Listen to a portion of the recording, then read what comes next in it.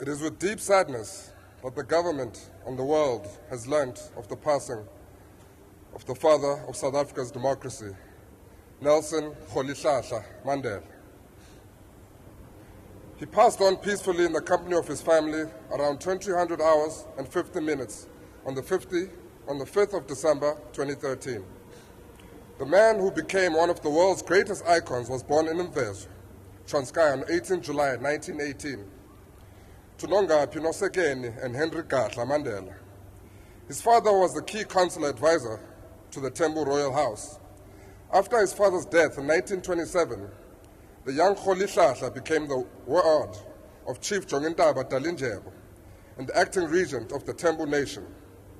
It was at the Tembu Royal Homestead that his personality, values, and political views were shaped. There can be no doubt that the young man went on to bring about some of the most significant and remarkable changes in South African history and politics. It is through Mandela that the world cast its eyes on South Africa and took notice of the severe and organized repression of black South Africans. Yet it is also through Mandela that the world would learn the spirit of endurance, the triumph of forgiveness, and the beauty of reconciliation. Indeed, the story of Nelson Mandela is so much so the story of South Africa. When he was only 25 years old, Nelson Mandela joined the African National Congress. His political career would span decades more. As he himself said, "The struggle is my life." The young Mandela also qualified and practiced as a lawyer. Together with Oliver Tambo, he opened the first black legal practice in Johannesburg. Mandela married Evelyn Nomatamsanga Amase in 1945. They were married for 14 years and had 4 children.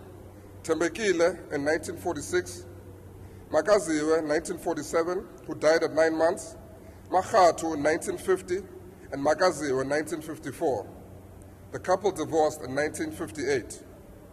He was instrumental in the formation of the radical ANC Youth League in the 1940s, which was determined to change the face of politics.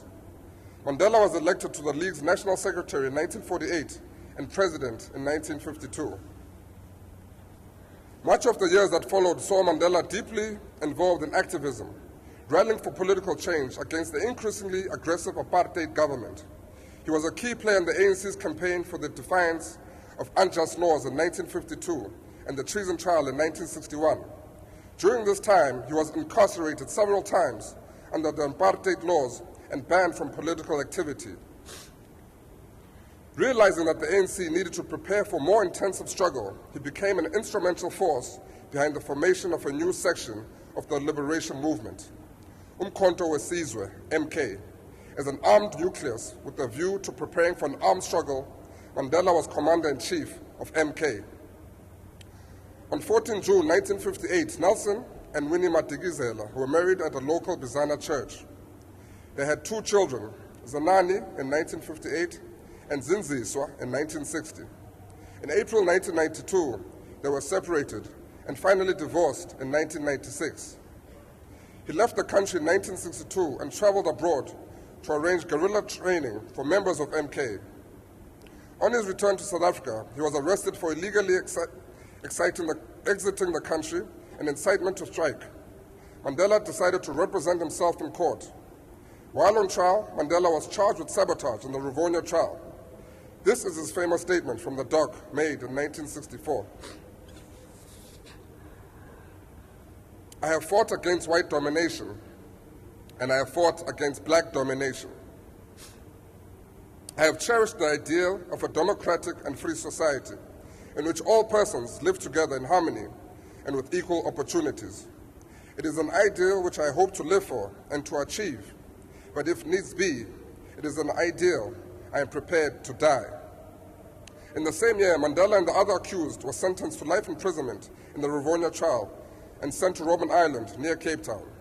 While in prison, Mandela rejected the offers made by his jailers to be released on condition that he renounce violence. "Prisoners cannot enter into contracts," he said. "Only free men can negotiate." He served a total of 27 years in prison for his conviction to fight apartheid and its injustices.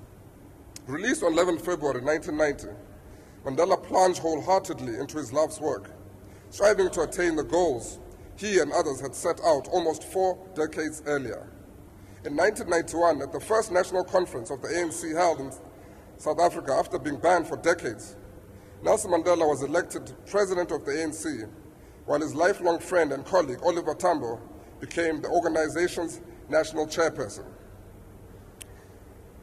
In a life that symbolizes the triumph of a human spirit, Nelson Mandela accepted the 1993 Nobel Peace Prize along with F.W. de Klerk.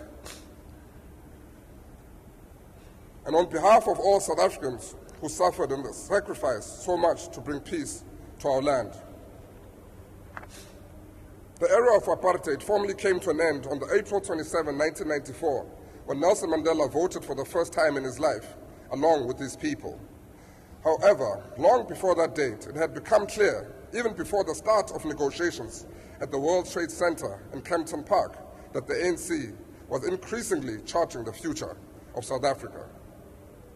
Nelson Mandela was inaugurated as president of a democratic South Africa on 10th May 1994. This world icon worked tirelessly, even after the achievement of democracy in South Africa, to continue improving lives.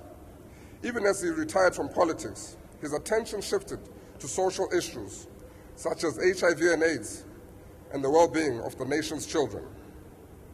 As a testimony to his sharp political intellect, wisdom, and unrelenting commitment to make the world a better place, Mandela formed a prestigious group called the Elders, and an independent group of eminent global leaders who offer their collective influence and experience to support peace building, help address major causes of human suffering, and promote the shared interest of humanity.